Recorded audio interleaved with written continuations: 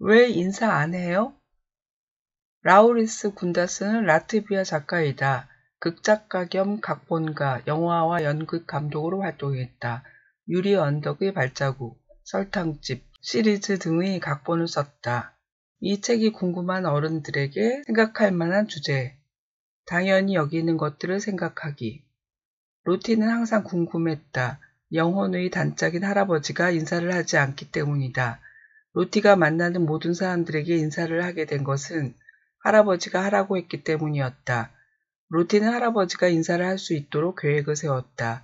첫 단계는 대답할 수 없는 자동차들, 은행문, 고양이들에게 인사를 하는 것이다. 그 다음 단계는 무조건 첫 단계를 시작하는 것이다. 로티의 계획인 할아버지의 안녕하세요 인사는 도미노처럼 마을을 들썩거리게 했다. 왜 인사 안 해요? 라는 질문의 전제는 인사를 해야 한다는 것. 로티는 안녕하세요 란 인사와 함께 모두와 사이좋게 지냈다. 안녕하세요 란 한마디를 마법 같다고 생각했다. 정작 인사를 하라고 가르쳤던 할아버지는 인사를 하지 않았다. 하고 싶지 않다면? 이란 질문에 로티는 말한다. 하고 싶지 않다고 생각하지 말고 하고 싶다고 상상을 하시라고요. 너무 강경하다. 우리가 아이들에게 인사를 하라고 가르치는 것은 일종의 관습이다. 공동체에는 문화가 있다. 구성원들은 그들의 문화에 따라 다양한 방식의 예절을 익힌다. 어른을 보면 고개를 숙여 인사를 하라고 한다. 아이들은 아파트 엘리베이터에서 만나는 어른들에게 꼬박꼬박 인사를 한다. 그래서 누가 며칠 사는 어른인지 안다. 하지만 어른들은 그렇지 않다. 어쩌면 상대방을 위한 배려이기도 하다. 지금의 문화는 가능하면 개인의 영역을 건드리지 않는다. 심지어 인사마저도. 당연한 것들의 문제를 제기하는 것.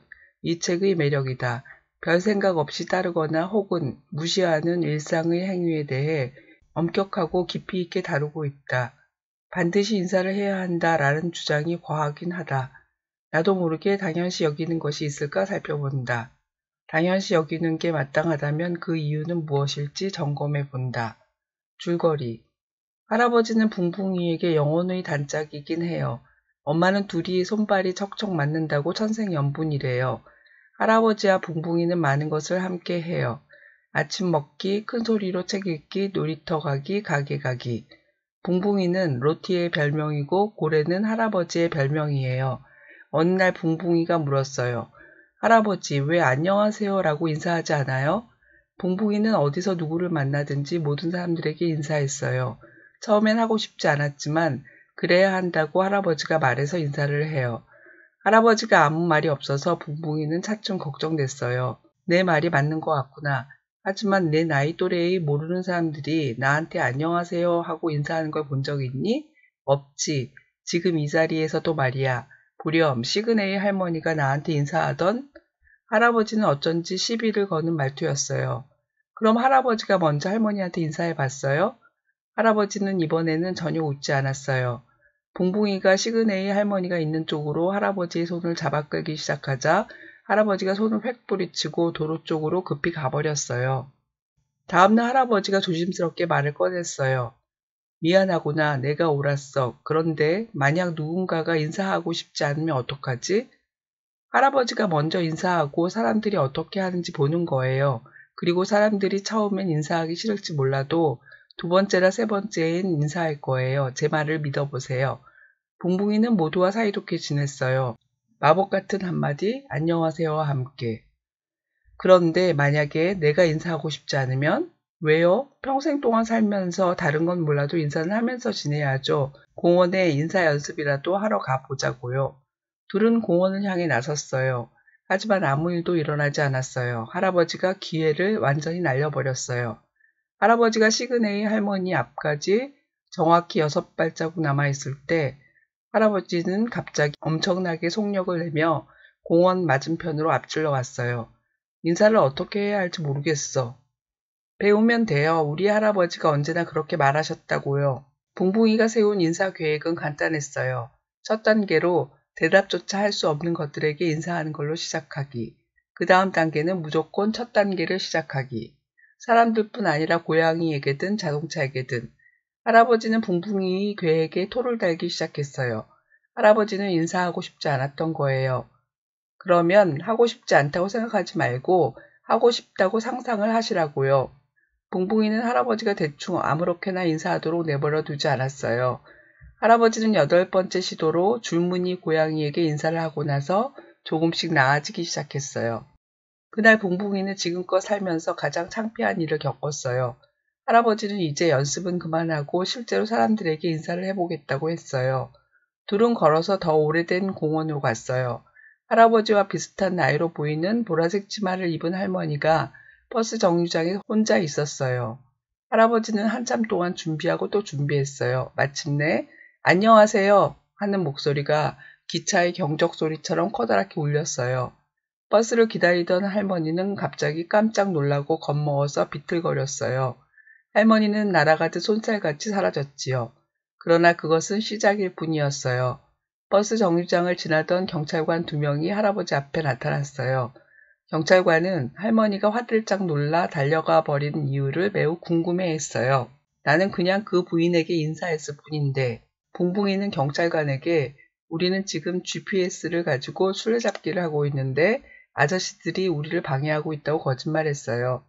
경찰관 아저씨가 떠나자 할아버지는 소리 질렀어요. 나는 앞으로 다시는 아무에게도 인사하지 않을 거야. 이 일이 있은 후 두 사람 사이는 차갑게 얼어붙었어요. 붕붕이는 아침에야 겨우 잠이 들었어요. 병이 난 게 틀림없어요. 평소보다 2시간 늦게 일어났는데 할아버지는 붕붕이를 깨우러 오지도 않았어요. 그날 아침 할아버지는 훨씬 일찍부터 서둘렀어요. 붕붕이는 창가에서 할아버지가 집으로 들어오는 걸 보았어요. 할아버지는 거울 앞에 서서 머리를 빗기 시작했어요. 할아버지는 오로지 손가락으로 머리를 빗었는데 지금은 엄마의 빨간 빗으로 빗고 있었어요. 붕붕이는 조용히 웃음을 참느라 힘들었어요. 머리카락이 전혀 말을 듣지 않아서 결국 가르마를 탈 수가 없었어요. 붕붕이는 할아버지가 어디로 가려고 하는지 알았어요. 붕붕이는 할아버지를 따라가고 있었지만 할아버지는 전혀 눈치채지 못했어요. 붕붕이는 계속 몸을 숨겼어요. 할아버지는 한 번도 뒤돌아보지 않았어요.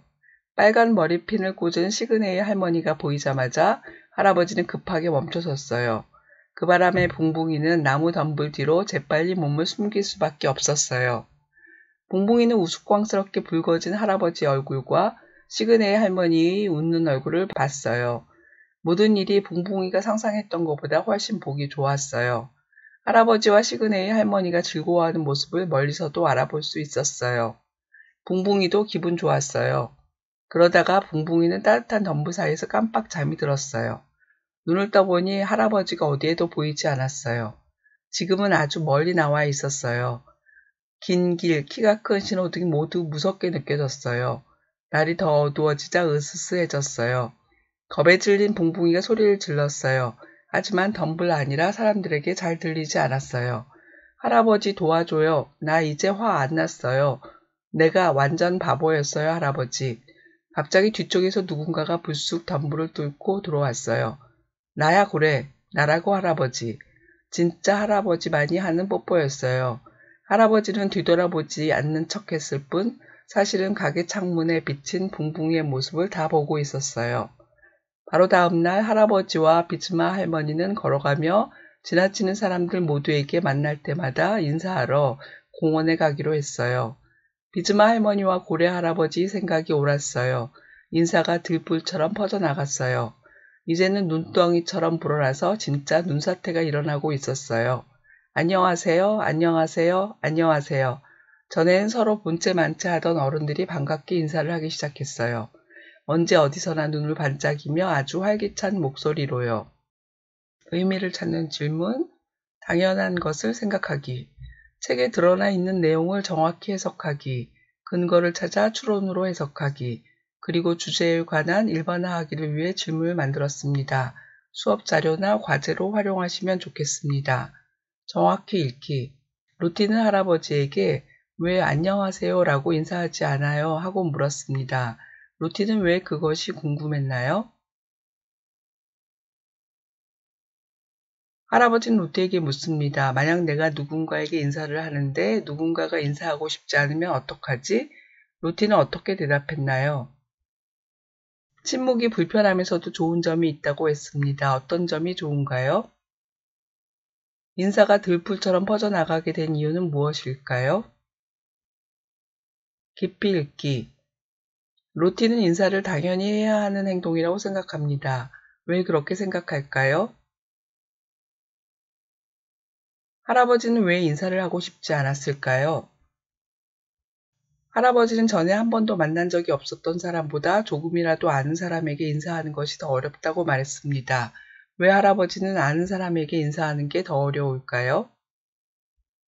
가장 조용했던 이발인이 갑자기 완전히 달라진 모습으로 변한 이유는 무엇일까요? 일반화하기. 인사를 하지 않는다면 나쁜 사람일까요? 인사는 당연히 해야 하는 행동일까요? 왜 그럴까요? 인사에 대해 지금처럼 생각해 본 적이 있나요? 여러분이 하는 행동 중에서 인사 말고 당연히 하는 것들은 무엇이 있나요? 밑줄 긋기, 책 속 한 구절입니다. 붕붕이는 모두와 사이좋게 지냈어요. 마법 같은 한마디, 안녕하세요와 함께 사람들과 잘 지내고 싶었으니까요.